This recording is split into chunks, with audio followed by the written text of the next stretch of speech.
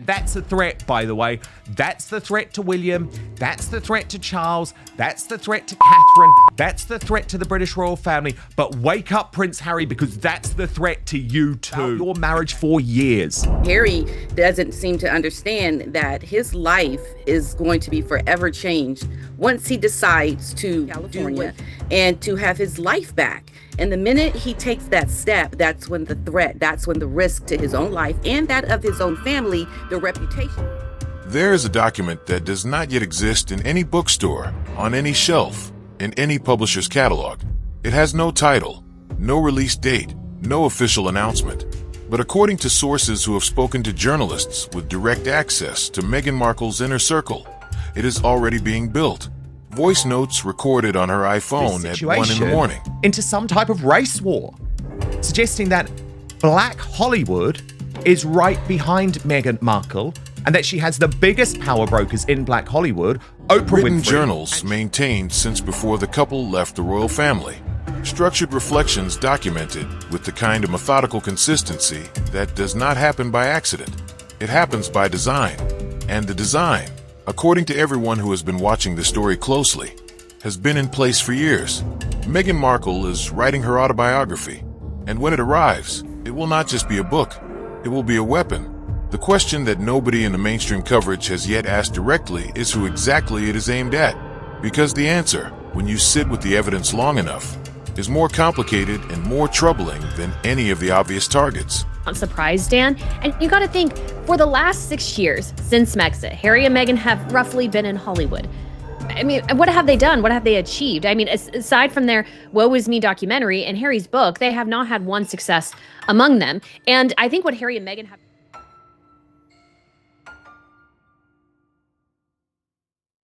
Queen Rania of Jordan was there, so was her son Crown Prince Hussein and his wife Princess Rajwa. There may have been a royal or two more there. I can't remember off the top of my head. But this whole idea in Meghan's head that she is better than other people just hasn't worked out, and she cannot seem to... Yes, it will target the royal family. Yes, it will target the institution. Yes, it will rehash the grievances that have been aired in Oprah interviews and Netflix documentaries, and a memoir that sold 1.5 million copies on its first day. All of that is coming, but the most devastating target of this book may not be King Charles or William or the palace. It may be the man who is sleeping in the same house while the voice notes are being recorded at 1 in the morning. It may be Harry. The threat, and that is the right word for it, points in multiple directions simultaneously. It points at the British royal family. It points at King Charles. It points at William and Catherine. It points at the institution that Harry and Meghan left. Yeah, and he said a personal favourite, Charleston. And then he alluded to Annapolis. And then he talked about Prince William County and Williamsburg. And we were all waiting going, and Sussex County? Anyway, it didn't appear. No mention of Harrisburg or Henry, West Virginia. I think there's somewhere called Markle in Indiana, I think somewhere, but that didn't pop up. Attacked publicly in multiple formats, and are now apparently trying to re-engage with on their own terms. But here's the part that the people cheering for this book may not have fully considered. The threat points directly at Harry too, a man who is, by every available account, trying to find his way back to some version of the life he gave up. A man whose own sources describe him as wanting nothing more than to leave California, leave the commercial chaos, leave the brand management and the wellness retreats and the polo dramas and the merchandise platforms, and simply go home. If he takes that step, if he makes the move that everything in his behavior suggests he wants to make, the woman he leaves behind will have years of documented material about their marriage, their private conversations, their internal conflicts, and their most vulnerable moments. All of it captured, all of it organized, all of it ready. The story that brought all of this into focus this week came from an unlikely source, or rather from two conflicting sources within the same newspaper on the same week, which tells you something remarkable about the state of the media's relationship with the Sussex story right now. The Daily Mail's editor-at-large, Alison Boshoff, published a devastating report just days earlier that laid out in precise and source detail how Hollywood's most powerful women have turned on Meghan Markle. Anna Wintour hates her. Lauren Sanchez cannot stand her. The Kardashians are done with her. Nicole Avant, wife of Netflix chief executive Ted Sarandos, reportedly despises her. That reporting was based on genuine sourcing. It was credible, specific, and landed with significant force. It described a woman who has burned the relationships she most needed, who alienated the people who could have helped her, who arrived in Hollywood with every advantage and systematically converted each one into a liability through a combination of arrogance, entitlement, and an inability to sustain any relationship that was not immediately and obviously useful to her. And then, within days of that report appearing in the same newspaper, a very different piece appeared under a different byline.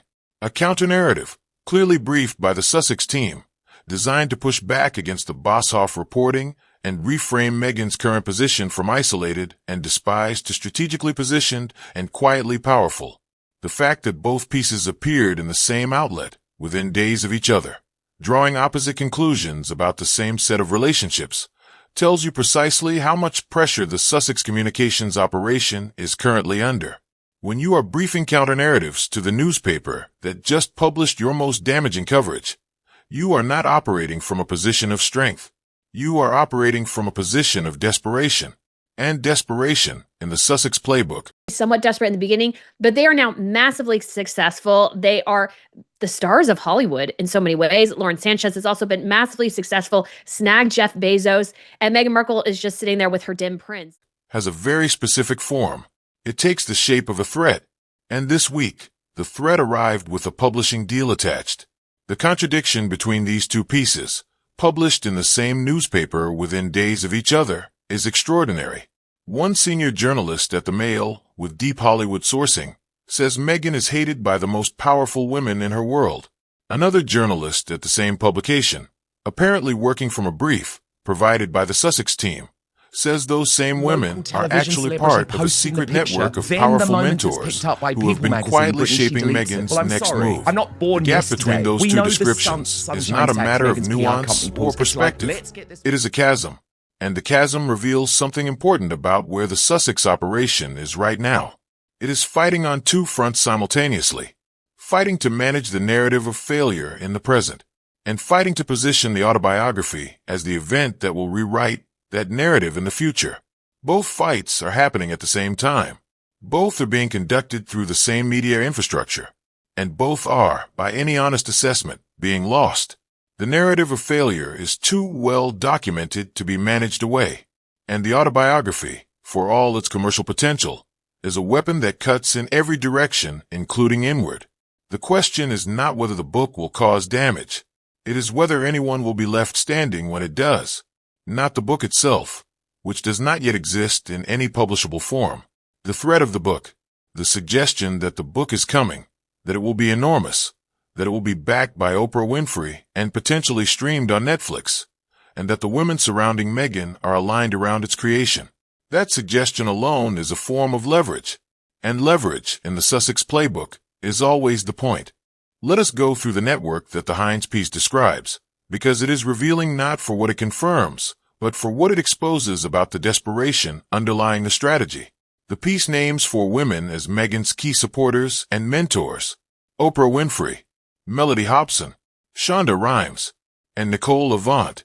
The reader is invited to be impressed by this list, to imagine a powerful, strategic alliance of influential women quietly working behind the scenes to position Meghan for her next chapter. What the piece cannot quite hide, despite its best efforts, is that this description does not actually match the reality that any serious observer of the Sussex story has documented. Start with Oprah Winfrey. The Hines piece describes her as someone who lives minutes from Meghan in Montecito, who sends fruit from her garden to Meghan's children, who gives presents at Christmas and Easter and birthdays, and who shaped the decision to attend Kris Jenner's 70th birthday party at Jeff Bezos's Beverly Hills mansion last November. That last detail is the one that should stop every reader cold, because the Kris Jenner party, according to reporting that has not been disputed, was a disaster for the Sussex brand. The couple attended. Photographs were taken. Kim Kardashian and others posted them publicly, and then the Sussex team requested that the photographs be removed, citing sensitivity around Remembrance Day in the United Kingdom. The Hines piece attempts to offer a different explanation, suggesting that the real reason the photographs were pulled was that Harry and Meghan did not want to be seen as part of the celebrity crowd, that they consider themselves above that social tier. Think about what that means for a moment. They attended a James Bond-themed celebrity extravaganza at a billionaire's Beverly Hills mansion. They smiled for photographs at that party. They were photographed alongside some of the most famous people in America. And then they had the photographs removed because they are too dignified for celebrity associations. The logic of that position requires a level of self-awareness that the available evidence suggests neither Harry nor Meghan currently possesses, and the idea that it was Oprah who encouraged them to go, as the Heinz piece reports, means that when the disaster unfolded, when the Kardashian photograph request became a public embarrassment, the Sussex camp needed someone to absorb the blame. Oprah, it seems, was the chosen candidate. It is a pattern that students of the Sussex communications operation will recognize immediately. When something goes wrong, it is always someone else's fault. The Nazi uniform was the fault of William and his friends. The Oprah interview timing was the fault of the palace. The Kris Jenner party photos were Oprah's idea. The accountability always lands elsewhere. The Sussex principals are always, somehow, the victims of other people's decisions. Then there is the Bezos wedding. The Heinz piece states confidently that Harry and Meghan were invited to the wedding of Jeff Bezos and Lauren Sanchez in Venice last June, but chose not to attend. Not because of any feud, but because they knew attending would make them look like opportunists and create a media storm. This explanation requires the reader to accept that a couple who spent the past several years generating controversy by attending and then complaining about media coverage of public events, who flew to Australia and Chicago and various other destinations with maximum press visibility, suddenly developed an acute sensitivity to the optics of celebrity attendance. The more straightforward explanation, supported by the Boshoff reporting that appeared in the same newspaper, is that the relationship with Lauren Sanchez had been irreparably damaged by Meghan's reported description of her as trashy and her repeated refusal of Sanchez's social invitations. The couple were not practicing dignified restraint by skipping the Bezos wedding. They were managing the fallout from a relationship they had already destroyed. Shonda Rhimes is presented in the Heinz piece as a key figure in Meghan's network, a gatekeeper whose support matters in terms of positioning within the Netflix ecosystem. What this framing conspicuously avoids mentioning is that when Harry and Meghan signed their original Netflix deal, they had the opportunity to work with Shonda Rhimes and her production company, whose track record of delivering successful content for the platform is unmatched. They did not pursue that collaboration.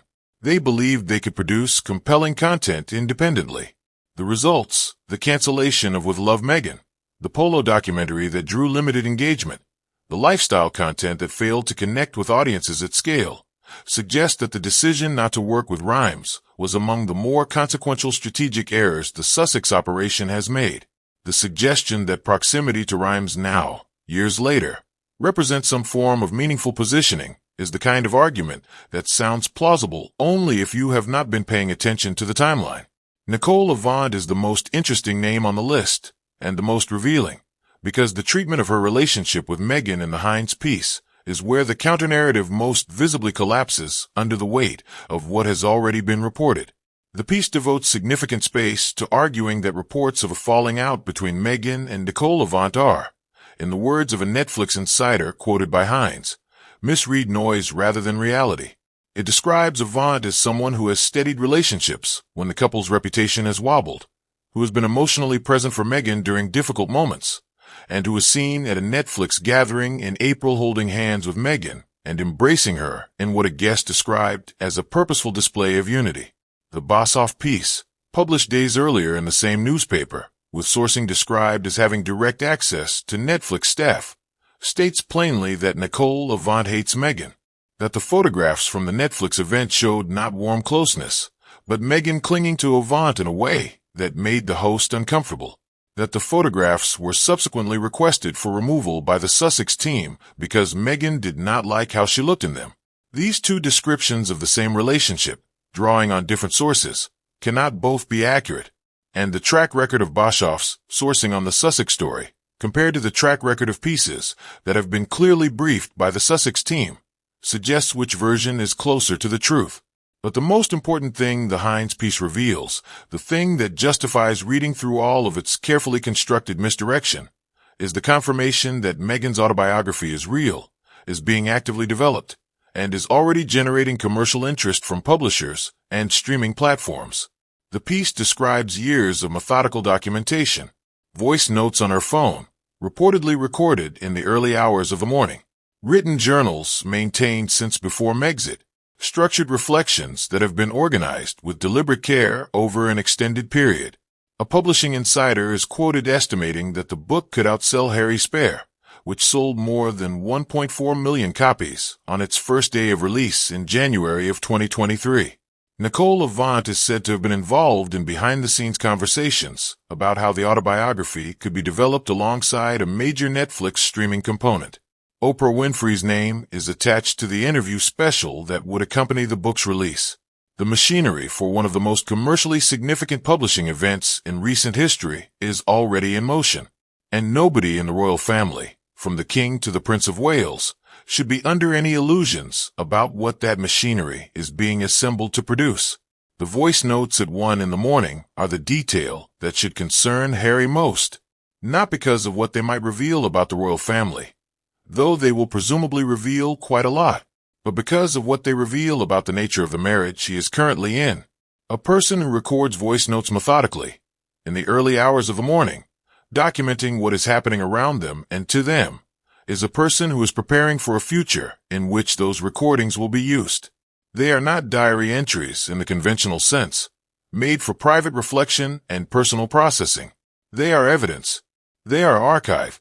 They are the raw material of a legal and commercial strategy that has been running in parallel to the marriage itself, possibly from very early in the relationship, possibly from before the wedding. That is not a comfortable conclusion to reach, but it is the conclusion that the evidence supports. And the people who know Harry, who care about Harry in a way that is not contingent on what he can do for them commercially, have been trying to communicate something like this to him for years. He has not yet been willing to hear it.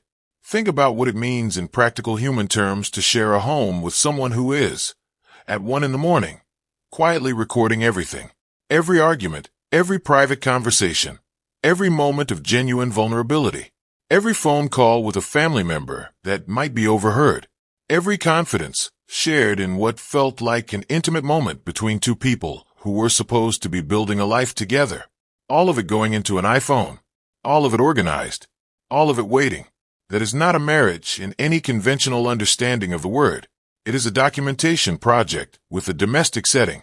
And Harry, who has shown throughout his public life a capacity for trust that exceeds his capacity for discernment, may be the last person in the building to understand what has been happening around him while he sleeps. What happens when Harry does leave? And the reporting consistently suggests that his desire to leave California, to return to Britain in some form, to rebuild his relationship with his father and his brother, is genuine and is growing, is a question that every observer of this story is now sitting with. The answer, based on everything that has emerged about the autobiography project, is that the departure will trigger the deployment of whatever has been collected over the years of documentation. It will become the central narrative of the book. It will be framed in terms that cast Meghan as someone who was failed by a man who ultimately chose his family and his country over the partnership they had built together. It will be supported by voice notes and journal entries that provide the kind of granular, intimate detail that makes the difference between a memoir that generates headlines and a memoir that generates a cultural moment. And it will be backed by commercial and media infrastructure, Oprah, Netflix, a major publishing house, that can amplify it to a scale that makes Harry Spare look like a modest regional release. The monarchy's exposure in all of this is real and should not be minimized. A book that methodically documents years of interactions with senior royals, that has the backing of Oprah Winfrey's promotional apparatus, that arrives as a Netflix companion event, and that is framed from the outset as the corrective record of a woman who was failed by an institution, will land with force regardless of what the palace says or does not say in response. The tools that worked against Harry's memoir, the careful briefings, the quiet corrections, the dignified non-responses, will be significantly less effective against a book whose author lives in California, owes the institution nothing, and has years of documented material to draw from. This is not a threat that can be managed through the conventional mechanisms of royal communications.